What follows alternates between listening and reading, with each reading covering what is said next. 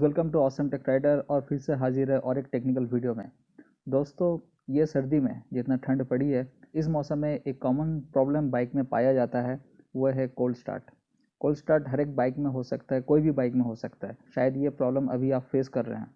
ये प्रॉब्लम ऐसा है कि सुबह उठ के आप जब बाइक फर्स्ट टाइम चालू जब करते हैं, जब स्टार्ट करते हैं, तो किसी भी हालत में वो स्टार्ट नहीं होता। चाहे आप सेल्फ मार लें, चाहे कितना भी आप किक मार लें, किसी भी हालत में बाइक स्टार्ट नहीं होता।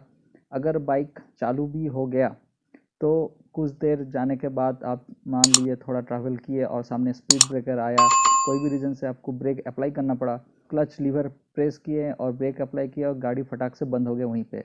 और ये सिलसिला चलते रहता है जब तक एक ऑप्टिमाइज टेम्परेचर आपका इंजन मिल नहीं जाती इंजन को। तो ये जो कोल्ड स्टार्ट का जो प्रॉब्लम है, इससे आप कैसे रिलीफ पा सकते हैं। बहुत इरिटेट फील होता है, ट्रैफिक में अचानक से गाड़ी बंद हो गया या अनसर्टेन किसी भी पोजीशन में गाड़ी बंद हो गया, तो ये तरह तरह का प्रॉब्लम बाइक में आता है ये सर्दी का मौसम में।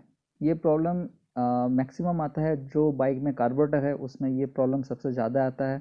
एफ आई इंजन में भी आ सकता है, लेकिन बहुत मिनिमम में। अगर एफ आई में भी आया तो वो भी मैं आपको बताऊंगा आप क्या कर सकते हैं एफ आई इंजन में। अगर एफ आई होने के बाद भी अगर ये कोल्ड स्टार्ट का प्रॉब्लम आप फेस कर रहे हैं तो जब भी ये कोल्ड स्टार्ट का प्रॉब्लम होता है तो आप पहले क्या ट्राई करते हैं बाइक में। आप बाइक में एक नॉब होता है, एक प्लग होता है जिसको आप खींचते हैं या प्रेस करते हैं, उसका नाम है चोक। आप चोक अप्लाई करते हैं और चोक देने के बाद बाइक चालू हो जाता है इनिशियली।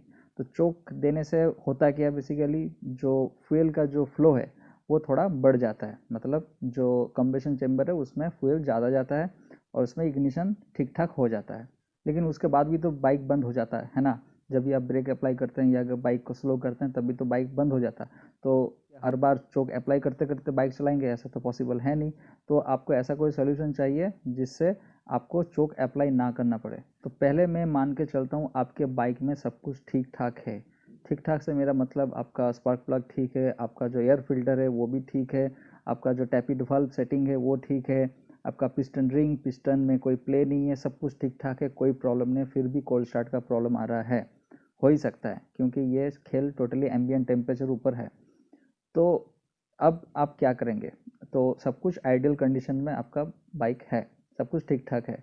अब आप प्रॉब्लम फेस कर रहे हैं तो जो कार्बोरेटर है उसमें दो स्क्रू रहता है। एक है आइडियल स्क्रू और दूसरा है एयर मिक्सचर स्क्रू। कोई कोई इसको air fuel ratio mixing screw भी कहते हैं। लेकिन उसका मेन काम यही रहता है कि कितना परसेंटेज एयर फ्यूल का मिक्सचर जो है वो कंबशन चेम्बर में जाएगा, वो setting air fuel mixture screw से होता है।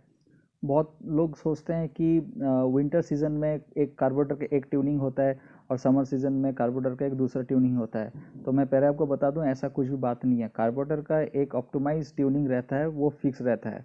अगर सब कुछ ठीक ठाक है, जो वाल्व हो गया, पिस्टन रिंग हो गया, अदर्स जो फैक्टर सब कुछ ठीक ठाक है, तो और आपको ट्यूनिंग करने का ज़रूरत नहीं है।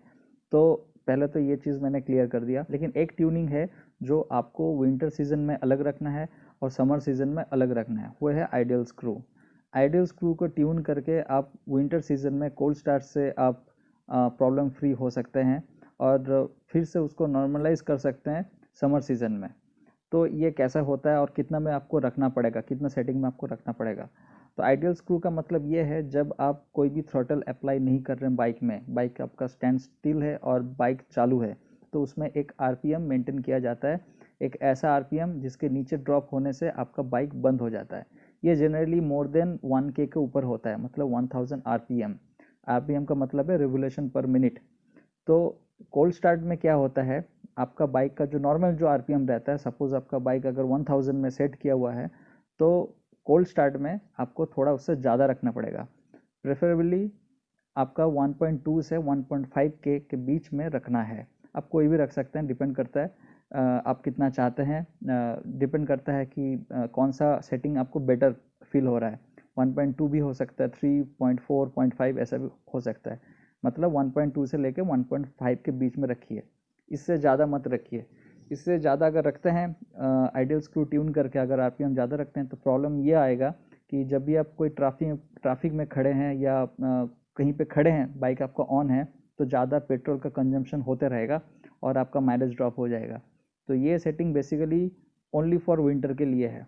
मैं वीडियो के एंड में आपको दिखा दूंगा कि ये सेटिंग आप कैसे करेंगे, किस पार्ट को क्या कहते हैं, ये भी मैं आपको बता दूंगा। लेकिन उसके पहले और थोड़ा टेक्निकल चीज़ को आप समझ लीजिए।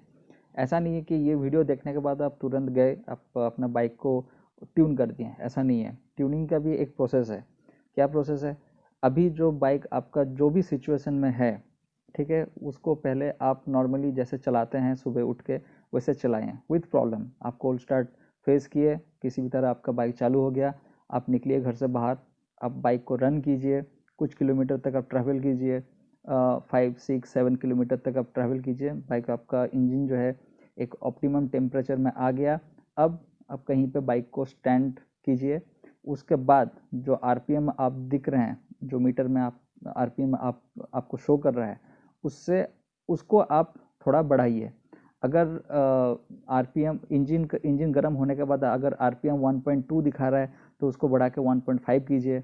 अगर 1.3 है तो उसको बढ़ा के 1.5 कीजिए।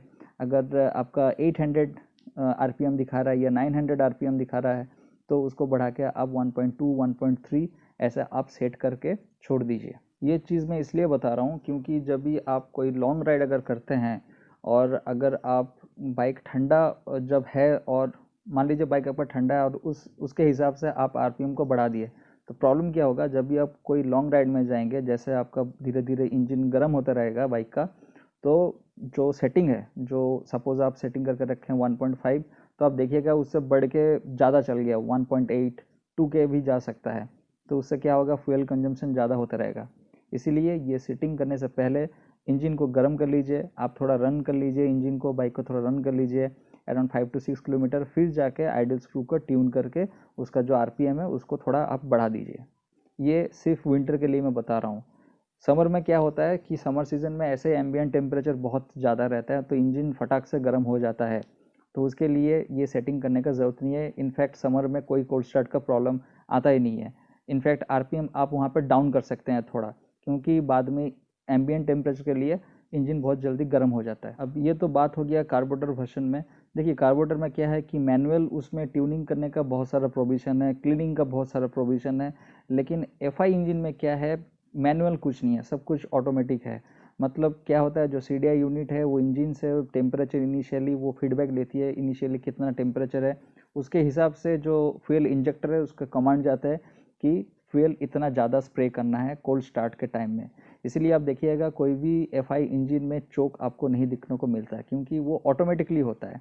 बहुत लोग आप सुने होंगे कि एफआई में बहुत जल्द इजीली स्टार्ट हो जाता है बाइक, ठंडा में कोई दिक्कत नहीं होता है। एक्चुअली उसमें भी चोक अप्लाई होता है लेकिन वो ऑटो मोड में रहता है। बाइक का जो इंजन है उसमें टेम्परेचर सेंसर लगा हुआ रहता है, उसका जो फीडबैक है वो सीडीआई यूनिट तक जाता है, उसके हिसाब से मैनिपुलेट होता है सब कुछ चीज़। लेकिन उसके बाद भी अगर एफआई इंजन में आप ये कोल्ड स्टार्ट का प्रॉब्लम फेस कर रहे हैं तो क्या प्रॉब्लम हो सकता है? देखिए यहाँ पे तो ऐसा कोई आपको नॉब नहीं मिलेगा, कुछ आप ट्यून कर दिया ऐसा कुछ भी नहीं मिलेगा। यहाँ पे ज़्यादा से ज़्यादा आप थ्रॉटल चेम्बर जो है उसको आप क्लीन कर सकते हैं खोल के। कहीं पे हो सकता है कचरा वचरा जम गया होगा, उसके लिए ठीक ठाक से फ्यूल या एयर नहीं मिल रहा होगा, आप उसको सिर्फ क्लीन ही कर सकते हैं, इससे ज़्यादा आप कुछ भी नहीं कर सकते हैं। या तो आप जो थ्रॉटल चेम्बर है उसको निकाल के अच्छे से आप क्लीन कीजिए। क्लीन करने के लिए आप पेट्रोल यूज़ कर सकते हैं या WD-40 यूज़ कर सकते हैं। और अगर थ्रॉटल चेम्बर को आप नहीं यूज़ करना चाहते हैं तो उसका भी एक अलग प्रोसीडियर है। मैं यहाँ पे आपको ठीक से समझा नहीं पाऊँगा, कभी अगर मौका मिले तो मैं आपको समझाऊँगा चीज़ को दिखा के। WD-40 से आप उसको क्लीन कर सकते हैं रनिंग कंडीशन में, लेकिन बेटर होगा कि आप उसको अगर खोल के क्लीन करते हैं तो बेटर होगा। तो गाइज़ मैं आपको जल्दी से दिखा देता हूँ कौन सा पार्ट किसको क्या कहते हैं और कैसे आप करेंगे इस ट्यून को। तो यहाँ पे आप देख सकते हैं मेरा बाइक का जो इंजन है उसका आरपीएम अभी 1 से थोड़ा मैं ज़्यादा मैं सेट करके रखा हूँ। और ये पहले का वीडियो है, मैं राइड करके अभी जस्ट आया हूँ और अभी आरपीएम ये शो कर रहा है, इंजन अभी गर्म है। और मैं आपको स्क्रू दिखा देता हूँ कौन सा स्क्रू क्या कहते हैं। तो यहाँ पे जो आप एक स्क्रू देख रहे हैं, यहाँ पे ये देख रहे हैं, ये है बेसिकली जो एयर फ्यूल मिक्सचर स्क्रू है, ये वो स्क्रू है। इसको आपको कोई भी छेड़खानी नहीं करना है, गलती से भी उसको भी मत घुमाइए, नहीं तो पूरा ट्यूनिंग कार्बोरेटर का ख़राब हो जाएगा। फिर से आपको फुल स्टार्टिंग प्रोसीडियर से आपको सब कुछ करना पड़ेगा। और जो आइडियल स्क्रू है, वो आप यहाँ पे देख रहे होंगे, यहाँ पे आप जितना टाइट करके ये ऊपर की तरफ जाएगा आरपीएम उतना धीरे धीरे बढ़ते रहेगा, और जितना आप खोल के इसको डाउन करेंगे आरपीएम ड्रॉप होते रहेगा। तो इसी को आपको घुमा के आपको आरपीएम को 1.2 से 1.5 के बीच में आप रखिए, तो कोल्ड स्टार्ट का जो प्रॉब्लम है वो आप फेस नहीं करेंगे। और एक चीज़ मैं आपको बता दूं, ये जो प्रोसेस है ये यही मान के मैं चल रहा हूँ कि आपके बाइक में सब कुछ ठीक ठाक होना चाहिए। अदर्स जो फैक्टर है, मतलब जो टैपिड वाल्व हो गया, पिस्टन रिंग हो गया, पिस्टन में कोई प्ले नहीं होना चाहिए, एयर फिल्टर सही है, स्पार्क प्लग सब कुछ सही है, उसके बाद ही ये प्रोसेस काम करेगा। अगर उसमें भी कुछ प्रॉब्लम है तो ये प्रोसेस ठीक ठाक से काम नहीं करेगा, क्योंकि बाइक में आपका ऑलरेडी पहले से ही प्रॉब्लम है। तो आई होप गाइस ये वीडियो आपको इन्फॉर्मेटिव लगा होगा। अगर ऐसा है तो इस चैनल को ज़रूर सब्सक्राइब कीजिए, और ये इन्फॉर्मेशन अगर आप अपने फ्रेंड को देना चाहते हैं तो प्लीज़ इस वीडियो को शेयर कीजिए, लाइक ज़रूर कीजिएगा, कमेंट ज़रूर कीजिएगा कि ये वीडियो आपको कैसा लगा। Thanks for watching Awesome Tech Rider, and keep watching Awesome Tech rider.